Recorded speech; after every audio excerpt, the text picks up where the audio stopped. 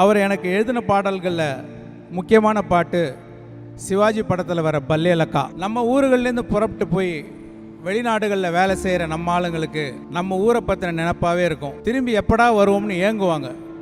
அவங்களுக்குன்னே எழுதின நாஸ்டாலஜிக் பாட்டு மாதிரி இருக்கும் அது. காவிரி ஆறும் கை குத்தல் அரிசியும் மறந்து போகுமா, தாவணி பெண்களும் தூதுவிடும் கண்களும் தொலைந்து போகுமா அப்படின்னு பல்லவி எண்ணில் சடுகுடு சடுகுடுன்னு ஃபாஸ்ட்டாக மூச்சு விடாமல் பாடுற மாதிரி ஒரு சந்தம் வரும். அதுக்கு லிரிக் எழுதுறது ரொம்ப கஷ்டம். சடுகுடு தடப்புடன் அப்படியே ஓசையாக ஏதாவது ஜீப்ரிஷாக மியூசிக்கலாக விட்டுலாம் டிஸ்கஷன் வரும். ஆனால் அதுக்கு கூட மீனிங்ஃபுல்லாக ரிதம் கெடாமல் வரிகள் எழுதி அசத்தி இருப்பார். அப்புறம் சரணத்தில் ஏலேலே கிராமத்து குடிசையில் கொஞ்ச காலம் தங்கிப்பாருல, கூரையின் ஓட்டை விரிசல் வழி நட்சத்திரம் எண்ணிப்பாருல, கூவும் செல்போனின் நச்சரிப்பை அணைத்து கொஞ்சம் சில்வண்டின் உச்சரிப்பை கேட்போம், வெறும் காலில் செருப்பின்றி நடந்து மண்ணோடு பேசிக்கொண்டு போவோம், மழலைகள் ஆவோம்னு கிராமத்தோட அருமையை ரொம்ப அழகாக சொல்லிக்கிட்டே போவோம்.